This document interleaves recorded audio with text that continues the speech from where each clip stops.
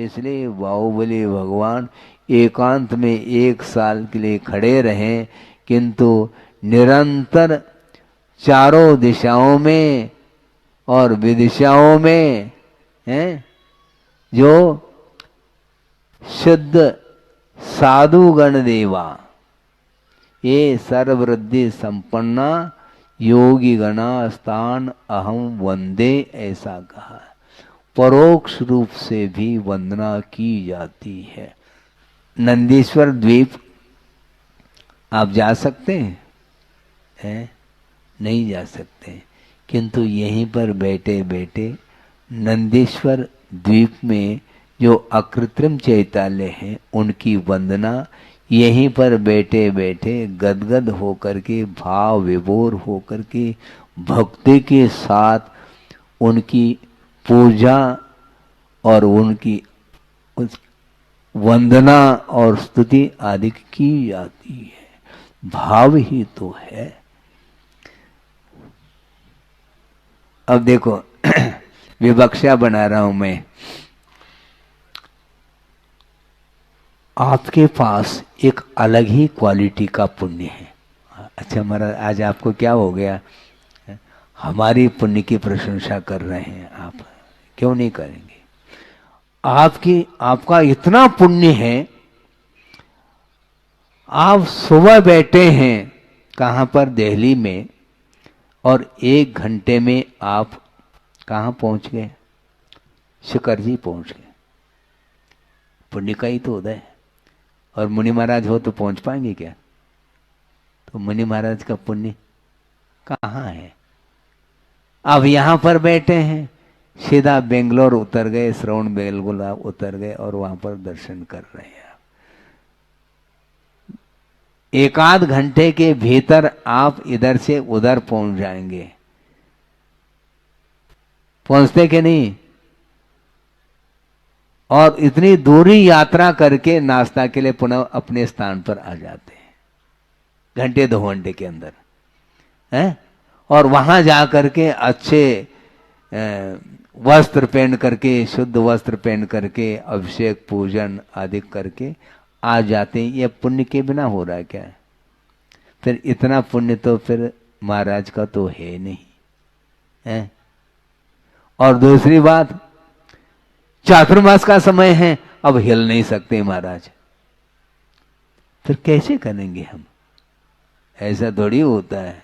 हम यहीं बैठे बैठे भगवान की वंदना, यहीं बैठे बैठे समेत शिखर जी की वंदना, यहीं बैठे बैठे नंदीश्वर द्वीप में जो अकृत्रिम चैतन्य आदि हैं उनकी वंदना कर सकते हैं और करते हैं। उसके माध्यम से पुण्य का संचय, वह गृहस्थ से भी ज्यादा पुण्य का संचय वह श्रवण कर सकता और करता है। ये अपनी अपनी भूमिका है। ये है। आप दान देते हैं, आहार दान, मैं तो दे नहीं सकता। फिर आहार दान के माध्यम से जो पुण्य का संचय होता है वो मेरे द्वारा तो हो नहीं पाएगा। होता है? मैं पुण्यार्जक नहीं बन सकता, और आप डेली बन रहे हैं। ऐसा नहीं है, आपकी भूमिका है। आप अपनी भूमिका के अनुरूप पुण्य संचय करने के लिए साधन है आपके लिए, किंतु श्रवण के पुण्य संचय के लिए अलग साधन हुआ करते हैं। और वो आहार दान नहीं देते हैं, फिर दान ज्ञान दान देते हैं। देते कि नहीं? ज्ञान दान देते हैं और रत्नत्रय का भी दान देते हैं। गुरु जो होते हैं वे रत्नत्रय का दान देते हैं, और उस रत्नत्रय की आराधना के माध्यम से मोक्ष तक पहुंच रहा है। तो मोक्ष तक पहुंचाने में यदि कोई निमित्त है तो गुरु हैं, ये कहा है। आपने पड़गान कर लिया, नवदा भक्ति पूर्वक पड़गान करके आहार संपन्न कराया और महाराज को पहुंचाने के लिए गए। कहां तक है? जहां महाराज जिस स्थान में रहते हैं वहां तक कमंडलू लेकर के पहुंचाने के लिए गए हैं, किंतु गुरु रत्नत्रय दान करके मोक्ष तक पहुंचाने में वह निमित्त कारण है। सोचो, विचार करो, वो भी दान ही दे रहे हैं और श्रावक भी दान देता है। अपनी अपनी भूमिका के अनुरूप दान किया जाता है, किंतु वह दान पात्र के लिए दिया जाता है, बिना पात्र का परीक्षण किए दान नहीं होता। विधि द्रव्य दात्री पात्र विशेषा तद विशेष, ऐसा एक सूत्र आता है। विधि, विधि विशेष, द्रव्य विशेष, दात्री विशेष और पात्र विशेष, तब कहीं जाकर के दान में विशेषता आती है। बीज का आपने वपन किया है, मैं मानता हूं, किंतु उस बीज का वपन कहां पर किया है? पाषाण खंड पर कर लिया, अंकुरित होगा। उसी प्रकार जो उन्मार्ग पर चल रहा है उसको जो दान देता है तो उस दान का फल नहीं मिलने वाला। सत्पात्र का चयन करो। हाँ, दाता भी परीक्षक होता है और होना चाहिए। आंख मेच करके किसी के प्रति हम पात्र मान करके उसके लिए दान देंगे तो उस दान के माध्यम से जो सात से पुण्य का अर्जन होना चाहिए वो नहीं हो सकता। जो उजड़ जमीन है, उपजाऊ नहीं है, उस स्थान पर यदि मान लो अच्छे बीजों का भी वपन करोगे तो भी वह बीज नष्ट हो जाएगा, वह फलेगा नहीं। अंकुरित होने की क्षमता उस भूमि में अंकुरित कराने की क्षमता नहीं है। इसलिए निमित्त भी अच्छा चाहिए और बीज भी अच्छा चाहिए। उपजाऊ जमीन है किंतु बीज कैसा है? भुना हुआ चना है, उसको बोएंगे तो अंकुरित नहीं होगा, क्योंकि उसका बीज दग्ध हो चुका है, बीजत्व नष्ट हुआ है। उपजाऊ जमीन में भी उसको डालोगे और खाद पानी भी दोगे तो भी वह अंकुरित नहीं होगा, वह नष्ट होगा, क्योंकि बीजत्व समाप्त हुआ है। उसी प्रकार निमित्त और उपादान दोनों मौलिक है। दाता की परीक्षा पात्र करता है और पात्र की परीक्षा दाता करता है। दोनों एक दूसरे के परीक्षण के बिना वो कार्य नहीं कर सकते, नहीं करना चाहिए। हाँ, विधि अर्थात नवदा भक्ति पूर्वक श्रमण है, श्रमण के योग्य नवदा भक्ति अलग है, क्षुल्लक अधिक है, उसके प्रति यथा योग्य भक्ति करके वह आहार देता है। अप्सूनारंभानाम आर्याणाम इष्यते दानम, इस प्रकार रत्नकर्ण श्रावकाचार्य के अंदर आचार्य समंतभद्र स्वामी ने लिखा। जो 5 सूनों से ऊपर उठा हुआ है, सूने कितने होते हैं? गिनो, श्रावक हो तुम लोग, 5 सूना भी नहीं जानते हैं? चक्की, चूल्हा, बाल्टी और उखली और बोहारा, ये 5 सूने माने जाते हैं। ये आरंभ के कार्य में आते हैं, इनके द्वारा आरंभ होता है। और जिसके पास ये 5 सूने नहीं है वो आहार देने का, वह आहार के लिए वह पात्र माना जाता, उसको आहार देना है भक्ति पूर्वक। करुणा दान अलग वस्तु। कोई दुखी जीव है उसके लिए भी दान दिया जाता है, किंतु वह करुणा दान के अंतर्गत आता है, वह पात्र दान नहीं माना जाता, वह करुणा का पात्र है। वह सत्पात्र नहीं माना जाता।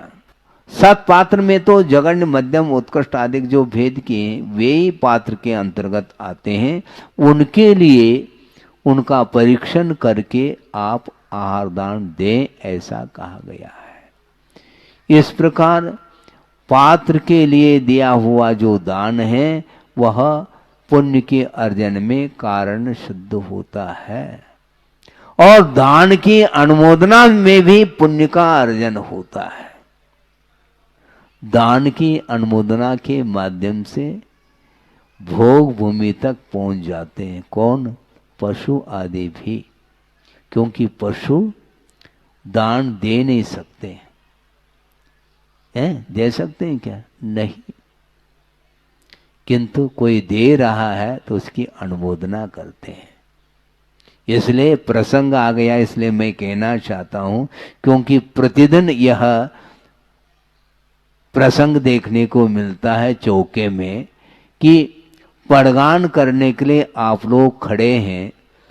एक जो परिवार है जिसने पड़गान कर लिया है वही दाता माना जाता है।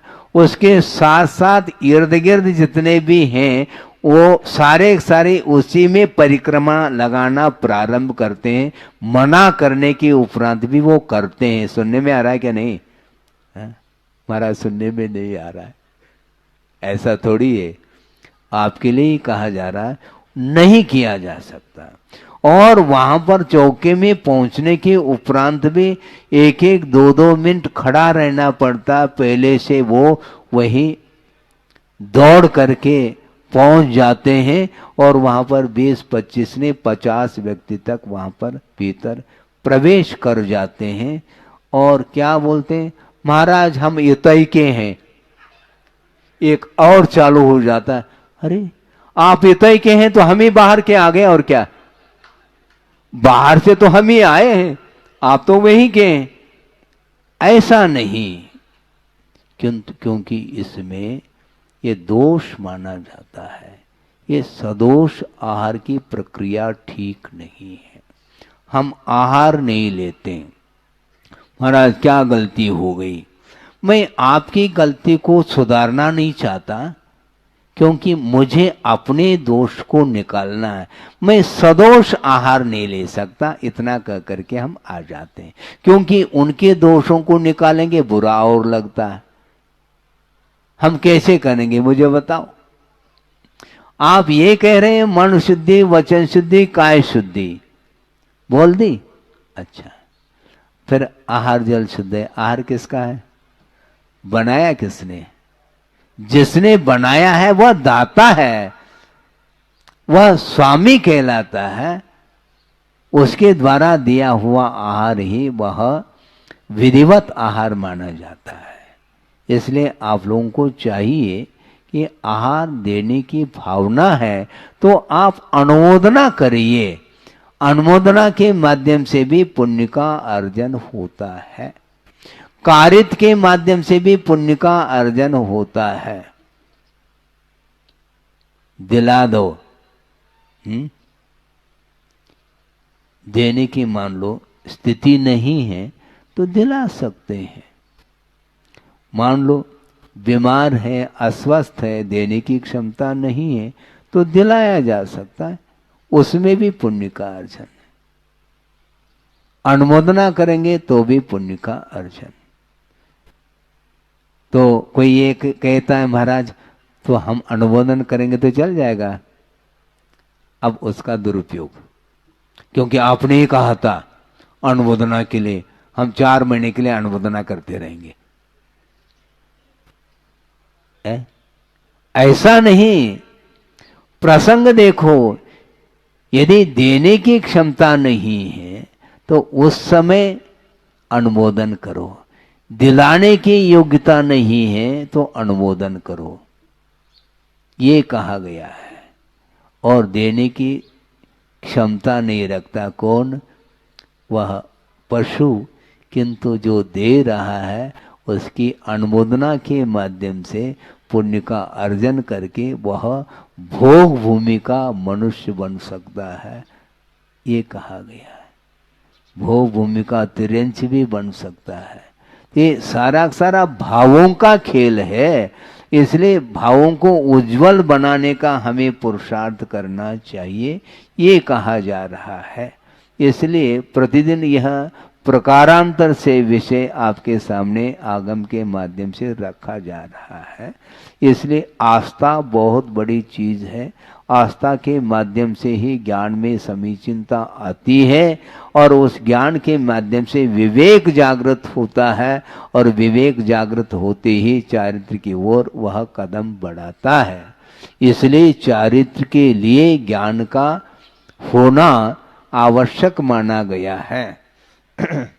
मात्र ज्ञान ज्ञान ज्ञान कहोगे तो नहीं होता, प्रयोग नहीं है तो उसका उपयोग क्या है? उसकी यूटिलिटी, उपयोगिता, ज्ञान की उपयोगिता है प्रयोग करने में है, नहीं है तो नहीं है। चश्मा आपने खरीद ली और शो के लिए है उसको लटकाया। कई लोग यहां पर है, होता क्या नहीं? तो यहां आंख है क्या आपके? आंख कहां पर है इतना तो सोचो। हंसी आ रही कई लोगों को, लेकिन देखा है क्या नहीं? ये फैशन बोला जाता है इसको। हाँ, फैशनेबल लाइफ इसी को बोलते हैं। वो क्या है? मतलब वो प्रयोजन एक साइड में रह जाता है। उस चश्मे की उपयोगिता देखने के लिए है, इतना ही है। अब उसमें भी अच्छे क्वालिटी का फ्रेम होना चाहिए। तो फ्रेम के द्वारा हम देख रहे हैं क्या ग्लास के द्वारा देख रहे हैं? हमें बता दो थोड़ा। महाराज आप सब यहां मंच पर आकर के खोलना चाह रहे हैं, खुला हुआ है, मैं क्या खोल रहा हूं? ग्लास के द्वारा आप देख रहे हैं, पढ़ रहे हैं, क्या फ्रेम के द्वारा? मुझे बता दो। नहीं, ग्लास के द्वारा। तो फ्रेम में ये अच्छे क्वालिटी का फ्रेम होना चाहिए, यह भी एक भाव रहता है जो कि प्रयोजन से हट करके ये भाव है। बहुत सारे ऐसे साधन हैं जिनकी कोई आवश्यकता नहीं है, वो निष्प्रयोजन उसके पीछे यह लगा हुआ है संसारी।